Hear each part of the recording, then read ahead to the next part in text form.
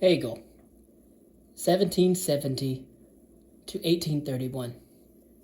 George Wilhelm Friedrich Hegel's thought plays a major role in 19th and 20th century philosophy, not least through its influence on Marx and Marxism, and on Heidegger and other thinkers, but also both directly on the British idealists and indirectly through the reaction to them of the founders of analytic philosophy. For some scholars, Hegel ranks as equivalent to Kant in stature.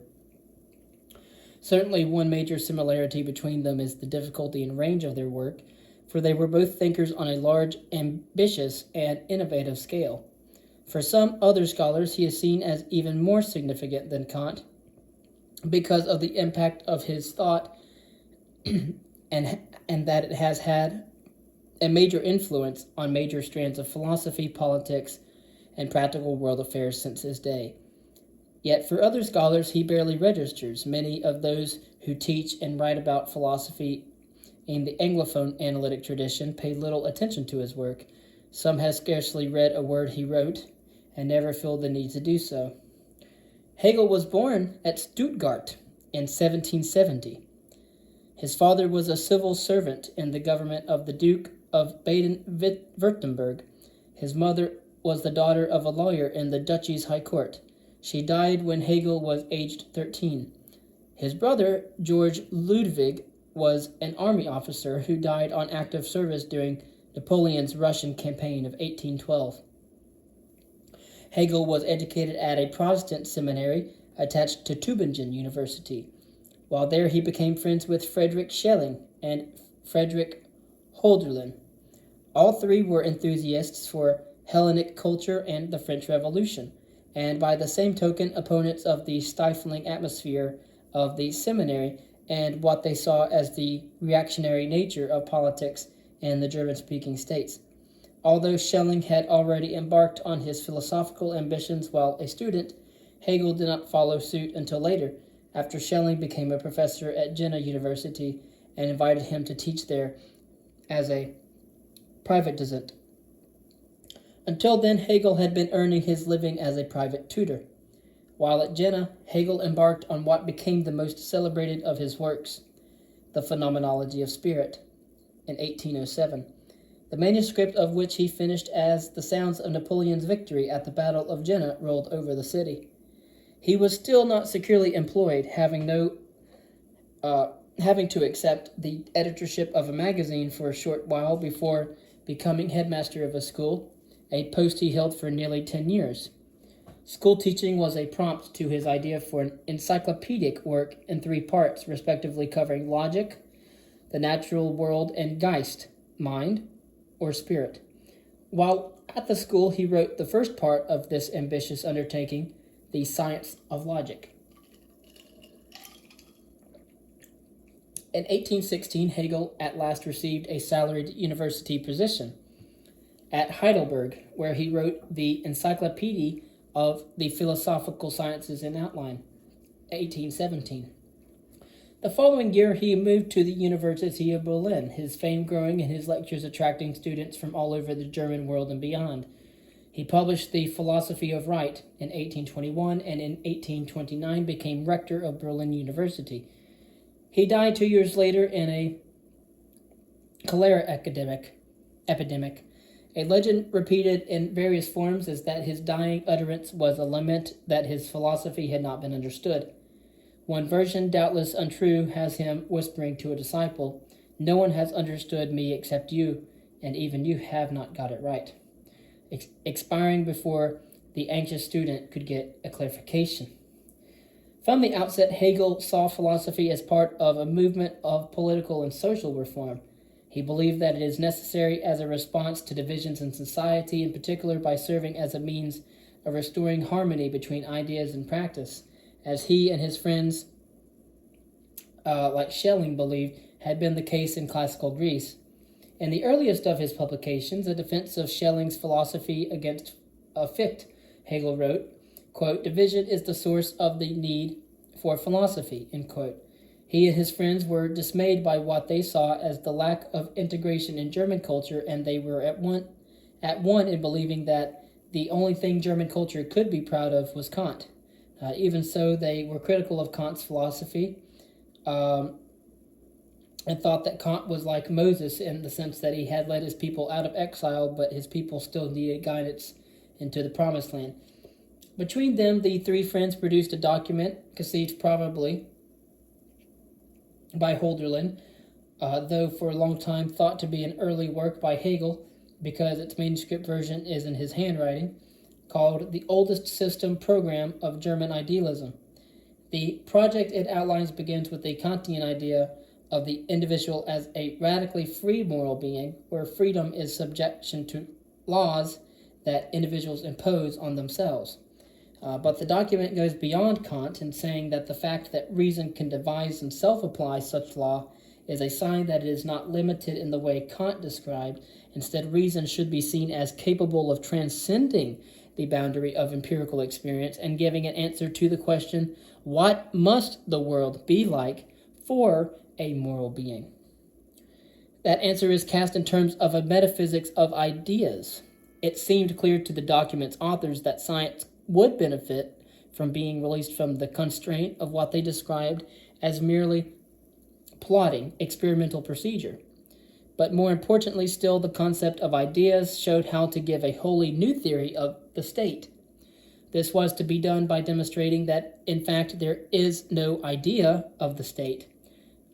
Quote, there is no idea of the state any more than there is an idea of a machine, because the state is something mechanical. Only what is an object of freedom can be an idea. So we must go beyond the state. For every state will only treat people as cogs in its machine. End quote. And the task of philosophy in this program is to provide a basis for a new kind of society in which all are equal and free because their minds are liberated, educated, and autonomous. There will be, quote, an absolute freedom of all minds that carry the intellectual world within themselves and seek neither God nor immortality outside, end quote. These revolutionary beginnings to Hegel's thinking did not last long.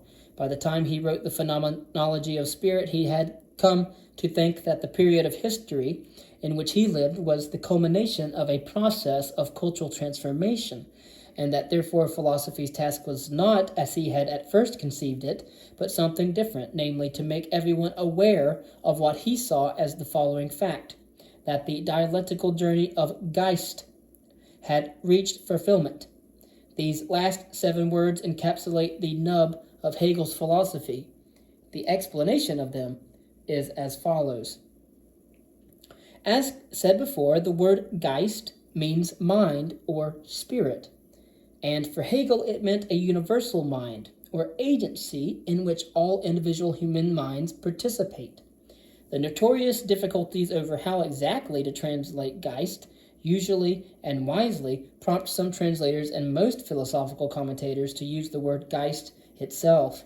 Think of it as meaning a world mind or world spirit in which our individual finite minds have a share. We've gone over the zeitgeist in the philosophical and the psychological readings. As Hegel's later work, The Philosophy of History, was written to show, he sees history as the story of the development or unfolding of Geist. It's coming to a greater and greater self-realization and self-fulfillment over time. I would probably call that historical consciousness. One way of clarifying Hegel's point is to note that history has indeed witnessed a development of mind in the sense of an increasing degree of understanding, awareness, and insight achieved by humanity as knowledge has progressed from the superstitious ignorance of our cave-dwelling ancestors, as they are caricatured, to the degree of sophistication that science has made possible, accompanied by a more extensive knowledge of history and society than our ancestors had. Hegel thought that Geist had reached the summit in these respects. He saw his own time as marking the culmination of its fulfillment, and even rather startlingly that the Prussian state, the authoritarian monarchical Prussian state, of which he was a subject, was the embodiment of that fulfillment. I would disagree with Hegel on that point. The word phenomenology in the title, The Phenomenology of Spirit, means a study of appearances. The word phenomenon means appearance and does not mean the thing itself that is appearing or seeming to appear to us. So the word phenomenon for Hegel means appearance, not the thing itself that is appearing. So the sun appears to us as a fiercely bright object in the sky above us that we could cover with a coin. If you close your eyes after catching a glimpse of the sun, there will be a persistent after-image behind your eyelids. That too is a phenomenon, but in this case, the real thing is not immediately behind the appearance any longer, for this after-image phenomenon is caused by the continuing excitation of the visual pathway in the eyes and brain. So, phenomenology of spirit means the way Geist appears at different stages in its unfolding or development to self-fulfillment in history.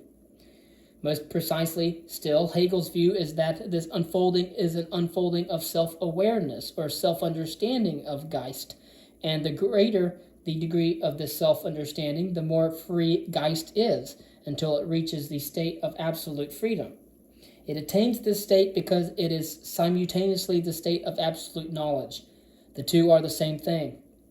This knowledge of reality as it is in itself, which he called knowledge of the absolute, is achieved as we developed from mere sensory knowledge through increasing degrees of self-consciousness.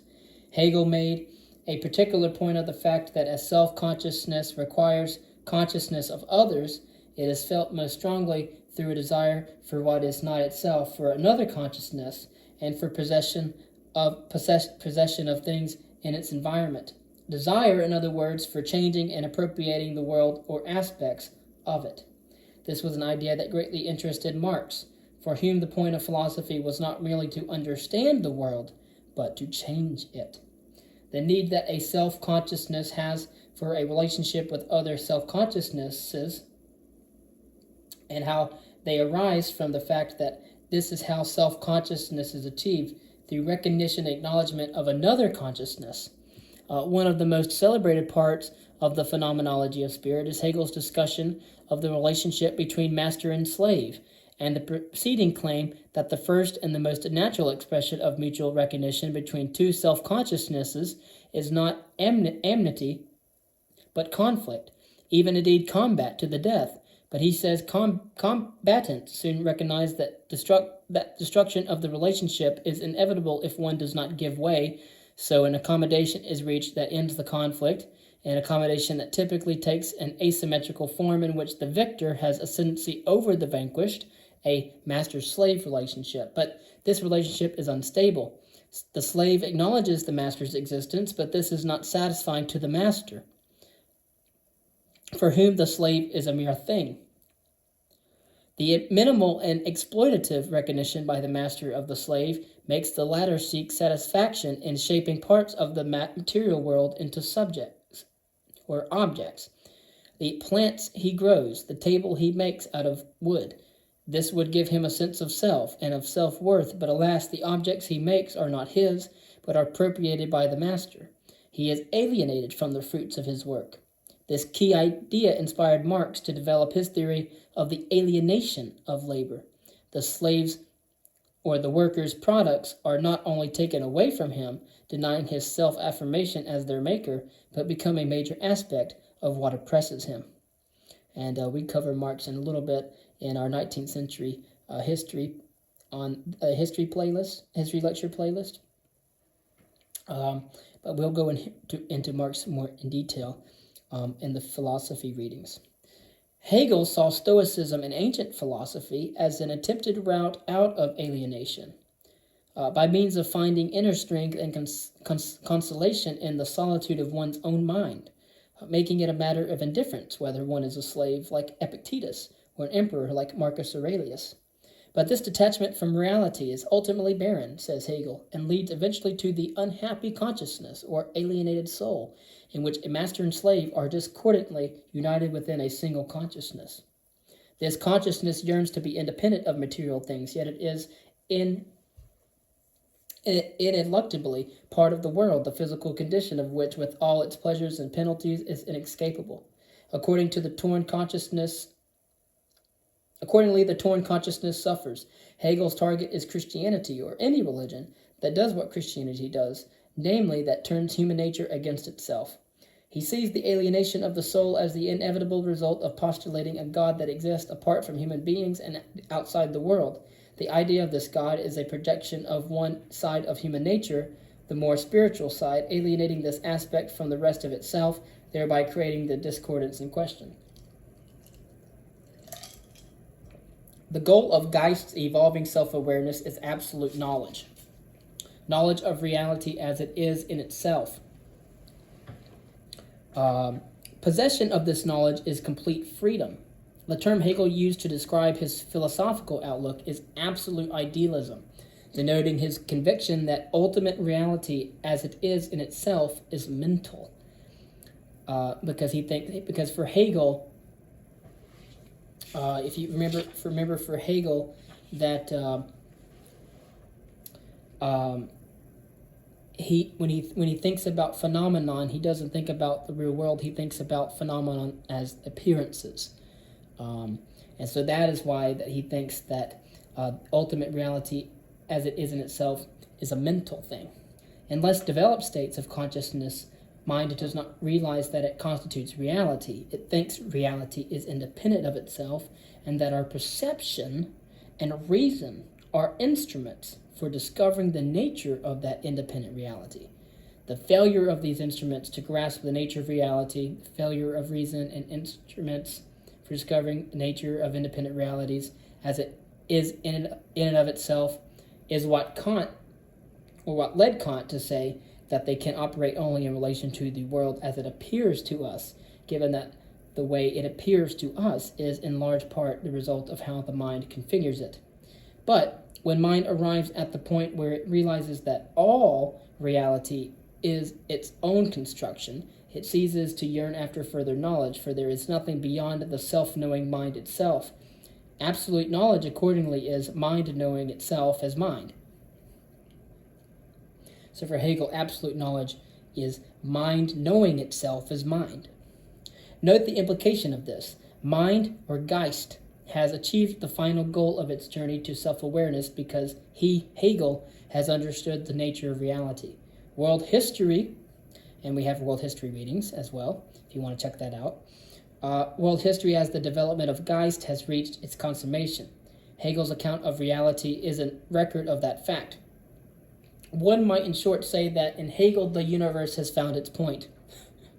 This returns us of necessity to the question of what Geist is, since Hegel uses the term absolute idealism to distinguish his view from subjective idealism, in which reality is described as somehow dependent on individual finite minds or on a collectivity of such minds. It might be natural to think of Geist as a universal mind, a cosmic consciousness.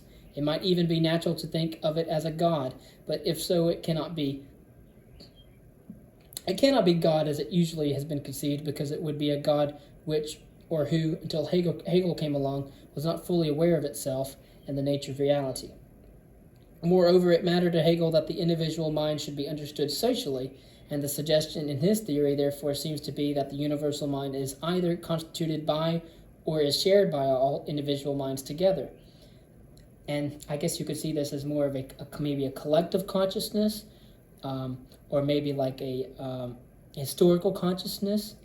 So the idea he postulated in his earliest thought, the ideal of harmony in society, turns on the idea that individuals at their best and most rational, once all selfishness is set aside, would act in accord with each other because they are all partners, so to speak, in the cosmic consciousness. The method Hegel employed is dialectics. In Plato, which we will cover Plato in another reading, I've read all of Plato's dialogues, and so we will cover Plato. But in Plato, dialectic was the process by which, in a question and answer discussion, an approach is made towards truth, the opposing arguments helping each other, pushing each other, to evolve in the direction of that goal. In Hegel, dialectic is the process in which any oppositions can, through the clash between them, produce something new, which in its turn could be opposed by something in another clash, producing yet a further new outcome. Hegel saw his use of the method as going far beyond Plato's, which was confined to particular problems or concepts. In Hegel, the entire history of the world, as the history of the development of Geists or minds or cosmic consciousness, is increasing self-awareness, is to be understood in terms of the constant evolution of new syntheses out of clashes of opposites. A given state of affairs can be thought of as the thesis to which an opposite, an antithesis, poses itself. From the confrontation between them emerges a new state of affairs, the synthesis. The synthesis becomes a new thesis to which another antithesis opposes itself, thus producing a further synthesis. This again becomes the thesis to which an antithesis opposes itself, and so on and so on. The final self-understanding of Geist or mind or spirit is the final synthesis of the historical dialectical chain that brought it to that point. Dialectic is both the process by which history unfolds and the method of philosophical argument and inquiry employed by Hegel. The method is set out in his logic. A point to note is that his view explicitly controverts the idea in standard logic, and we have a playlist on logic, formal and informal logic, that when a thesis is opposed by an antithesis, the result is a contradiction, a dead end from which nothing further can follow, given that, as standard logic has it, anything whatever follows from a contradiction. Instead, the particular contents of the thesis and the antithesis respectively determine what arises from the interplay of their opposition. In the logic, he illustrates this at the very beginning by considering the opposites being and nothingness. The relationship between them generating as synthesis becoming. So he thinks that the opposites of being and nothingness, synthesis between the thesis of being and the antithesis of nothingness, is the synthesis of becoming. As applied to history, the dialectical process is one in which conflicts within a society or between states, because, and he thinks that this causes disintegration, which is overcome by reconciliation and new arrangements, which in their turn become the theses to new antitheses, requiring solution in new syntheses, and so on again. I need hardly point out that this account of dialectic, and indeed of Hegel's views in general, as he reported, is abstracted from the obscurity of one of the most impenetrable collections of philosophical text in the entire canon. They make the fragments of Heraclitus look like Janet and John books. This last remark draws attention to Hegel's philosophy of history, in which he traces what he sees as the dialectically progressive course of history from its beginnings, as he views the matter, in the East, in Asia, to its culmination in the Europe of his own day, particularly in Prussia. And this is quite interesting. He says, the history of the world is nothing other than the progress of the consciousness of freedom. This remark could stand as another encapsulation of his whole philosophy. The history of the world is nothing other than the progress of the consciousness of freedom. An unavoidable impression has to be recorded here, that Hegel's view of history seems like a Procrustean bed on which the facts are stretched or shrunk to make them fit. The impression is immediately given by his claim that China and India are outside history, because they seem to him to give no evidence of the workings of Geist's dialectical development. He chose Persia as the starting point for true history, because it was the first great empire to cease to exist.